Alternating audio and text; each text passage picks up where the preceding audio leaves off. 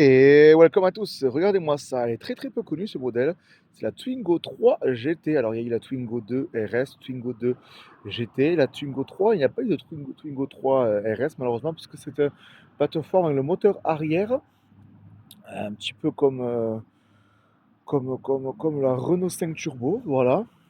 Un 3 cylindres de 110 chevaux, plateforme commune avec la Brabus, la Brabus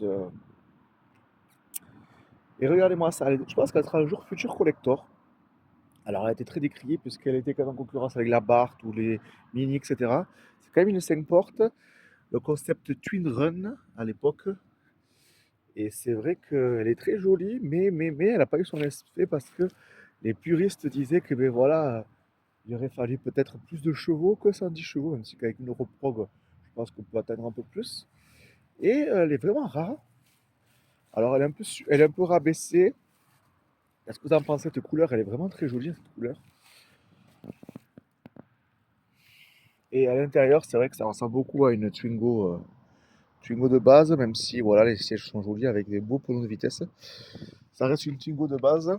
Alors, ils ont fait le système de refroidissement pour un petit peu gaver d'air le moteur. Ce petit 3 cylindres, alors les gens critiquaient, ils disaient ah, le moteur en arrière, ça veut dire que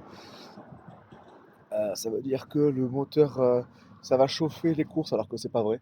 Et c'est vraiment une voiture qui me plaît beaucoup. Et elle a beaucoup baissé en cote, mais je pense que c'est un futur collector. Fait par Renault Sport, bien sûr. Mais voilà, alors ils ont revu un peu les suspensions, le châssis, la réponse pédale, etc. La blablabla, enfin, vous avez compris, de l'assistance. Et moi, je la trouve vraiment jolie. C'est dommage qu'elle n'a pas eu l'effet escompté, mais franchement, on peut en trouver à des prix intéressants. Et si jamais j'ai de l'argent, je pense que je l'achèterai. Apparemment, bon, il a été critiqué que c'est vrai que elle prend beaucoup, si vous êtes sur l'autoroute, elle prend un petit peu les aspérités avec les gros camions, l'air, etc., les vents latéraux. Mais apparemment, quand même, elle envoie un peu du sec, notamment sur les premiers rapports. Donc, dites-moi ce que vous en pensez. Il y a eu la GTI aussi dans le même style. 110 chevaux, un moteur arrière.